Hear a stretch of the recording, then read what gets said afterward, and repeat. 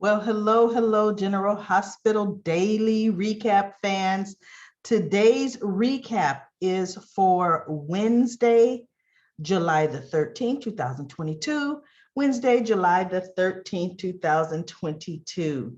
I always say this at the end, but I'm going to say it at the beginning. Please subscribe. If you haven't subscribed, please subscribe to this GH and YNR recap channel. Give it a thumbs up, this video, if you like it. Ring the notification bell so you could receive notifications every time I go live. Let's dive right into General Hospital today.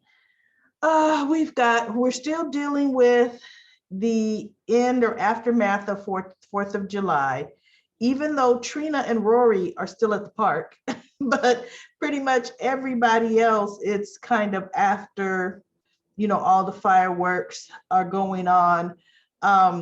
Sonny wants to come to the hospital, not wants to, he does go to the hospital, and he visits Sasha and Brando, but Brando lets him know it's not a good time, because Sasha didn't want visitors, which was, Sonny understood that. But before that, Sonny finished up talking to Olivia poolside, at the top rooftop, fireworks were over, and they were trying to figure out who brought Carly's half of the Metro Court. So Sonny had Brick get in on it to find out who. Now, mind you, he found out within probably 30 minutes who that buyer was, but he couldn't find out nothing to help Trina. Nothing. Okay, there we go. But so Drew comes up to the top by the pool, and Sonny and Olivia asked him, hey, did you buy Carly's half? And Drew's like, no, it wasn't him. And Olivia and Sonny said, well, goodness, it wasn't them. And actually, that's when Sonny called Britt to find out. And then Sonny said he was going to the hospital. Interesting with Sasha and Brando. And then I loved it when Gladys came in. Sasha is pretending like, oh, she just had a meltdown. No big deal. She's feeling so much better. She's ready to go home. And Brando's like, well, no, we have to decide what's going to be your plan of treatment. And she's like, what do you mean plan of treatment? I'm feeling fine. Plan of treatment for what? He says, rehab plan of treatment. And Sasha was like, right, you did find the pills in my purse. That was a one-time thing. That was just to get me, through the taping. I would have been fine had they not strapped, that baby on me. I only took it to get through the show and this and the other, and just to cope. That was it, just to cope. And he said, yeah, Sasha, but you took them before you even knew they were going to strap that baby swaddle carrier onto you. And then she's trying to think, okay, how do I get out of this one? So she's like, well, no, like, it was just, the whole thing was just stressful, but it was that one time. And then Gladys comes in, and Gladys, she's like, help me out, Gladys. And Gladys is like, look, he knows, I told him. Because Brando's like, no, it wasn't that one time.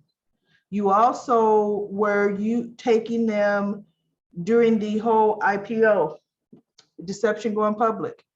Well, that was a very, that was a very stressful time. Yes, it was.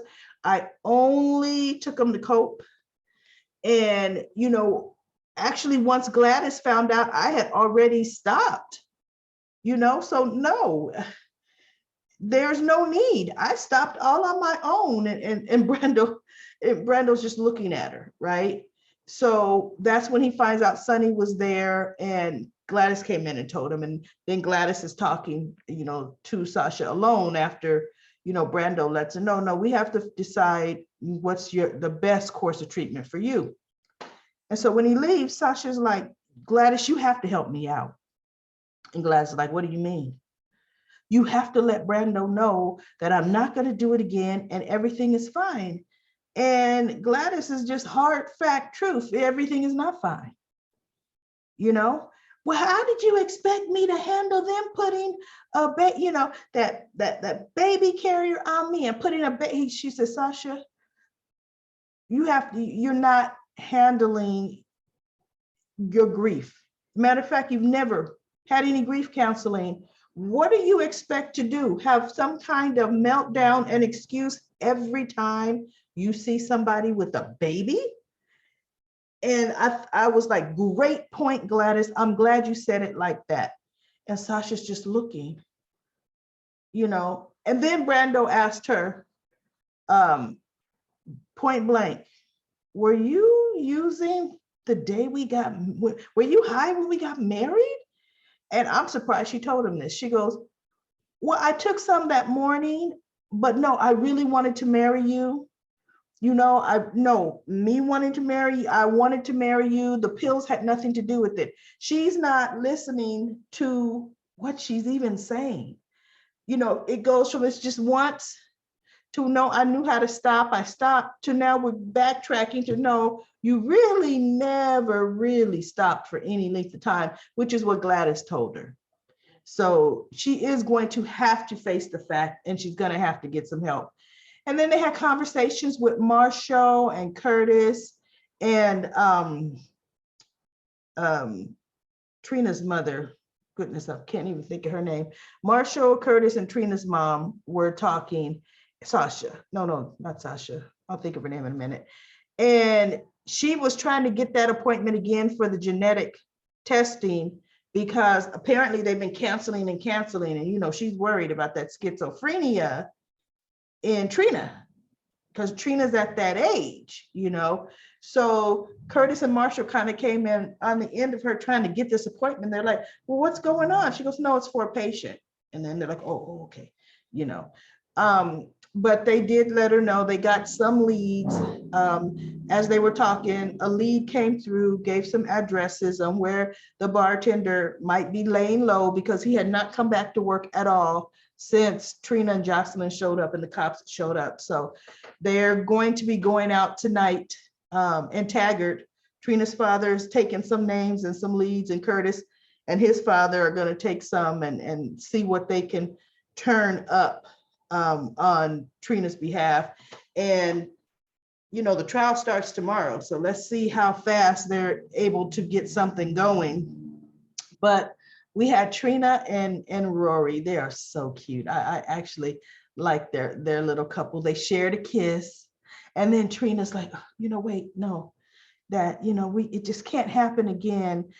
She's like, because I know you said you wanted to give me a distraction. Was that just because you wanted to distract me? And and he's like, well, I don't know.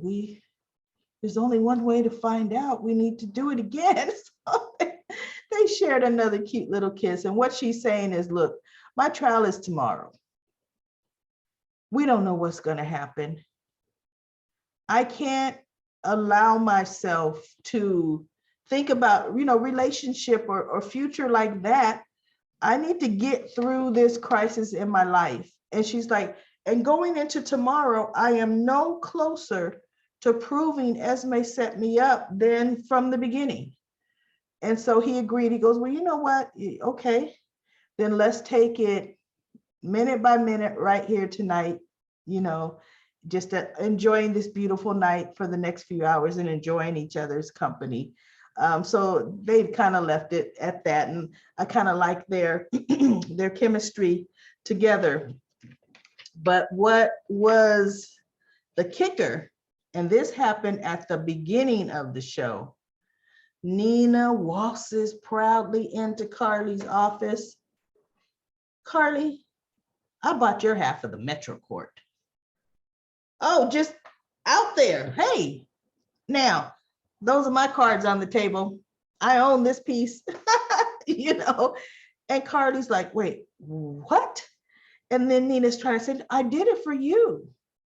I'm going to give it to you as a gift. And Carly's like, no, no. So, they kind of go back and forth. And she's like, no, for one, this is all self-serving. And, you're doing this to ease your guilty conscience. Carly's being Carly, going on and on. But in reality, there's just no way she would accept that from Nina.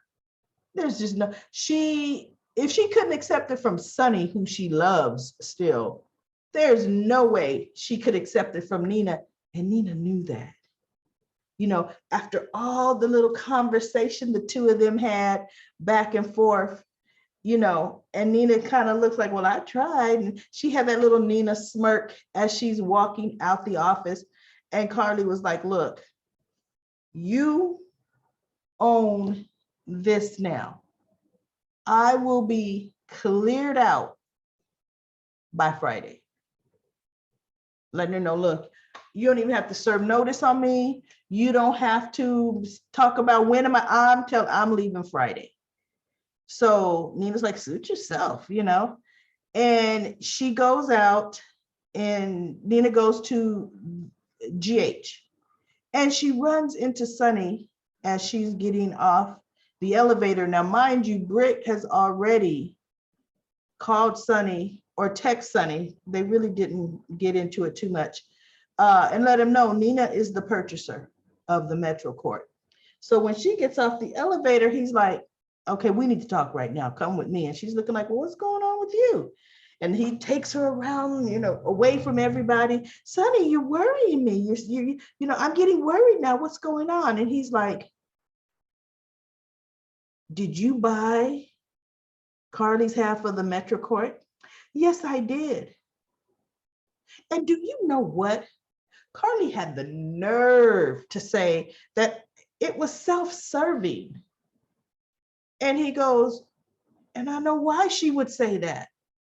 And Nina is looking at Sonny like, wait a minute, why are you siding with her? But one thing I forgot to mention, when Nina and Carly were talking, Carly told her, you bought my half of the Metro Court to keep Sonny from buying my half of the Metro Court for me. That's why you did it.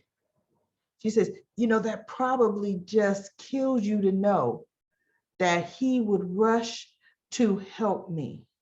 So you had to make sure you bought it. That was such a key point, because it was so true. It was 100% true, especially after the conversation she and Valentine had. So anyway, Nina says, so you're taking her side? And he's like, no, I'm not taking her side, but look at the way it looks, Nina. Like she's not going to accept that from you. And he goes, but I guess it's better you bought it than somebody that nobody knows. And I'm thinking, who says who? But okay, well, look, it is better that Nina bought it than Selena Wu. See, the Metro Court would be a whole different ball game if Selena Wu was part owner, because there'd be a whole new basement in that Metro Court. It'd be nothing but illegal gambling up in there. So yeah, there are worse partners Carly or Olivia could have, and Selena Wu is one of them. Wow, I just thought of that. So anyway, needless to say, now Carly is really worried as to what she's going to do. So she goes up to the rooftop and she tells Olivia and Drew that it is Nina that bought her half, and she's going to be out, and she's apologizing again to Olivia for putting her in that situation. Now Olivia is partners with Nina. So Drew is still, trying to be Drew, saying it's my fault. It's my fault. I got Carly into this. For one thing, Drew and Michael told Carly again and again, stay out of it. Don't buy any stock. Don't do anything. Carly went all behind their back and did that. So I'm sick of Drew saying it is definitely his fault, because he had nothing to do with that. But that pretty much was GH for Wednesday Hump Day. I do want to get into corners. We have Darla. Darla talked about, yes, the Metro Court was named after Jax's fiance, Courtney. And then she said Carly became Jax's partner. And when he left town, he gave it to Connie Falconeri. And then when Connie died, was killed, it went to Olivia. And yes, that is exactly how that happened. And let's see, I have Kiki. She said it was a great review. Thank you. Thank you so much for that. We have Sandy. Sandy said she thought the Metro Court was founded by Sonny and Carly. No, it wasn't. So, sometimes these little history lessons kind of help people that can't quite remember or weren't watching the show at this time. And Sandy also says she loves Trina and Rory, the way he cares for her needs. And then she says that Trina needs to tell the truth, which is so true. Trina's the one with the smoking gun. Seriously. She even said it a month ago, that she has some information that could change things, but she's hoping something else would come out, so that she wouldn't have to use it. And that's the fact that she was at the mortuary or the graveyard, and Spencer was there. They were there together when that video of Josh and Cam was leaked. She was nowhere near that college campus when that happened. But wasn't Esme there, right? So she didn't want to use it because, Spencer's like, you don't tell anybody I was here, because it was just close to the end of his sentence. And so she kept his secret now, even to her detriment at this point, but Spencer that's her smoking gun. And I really, really wishes that she would use it. And then we have comment from this Chemo Beauty. I love the fact she got 100% the history with the Metro Court down perfectly.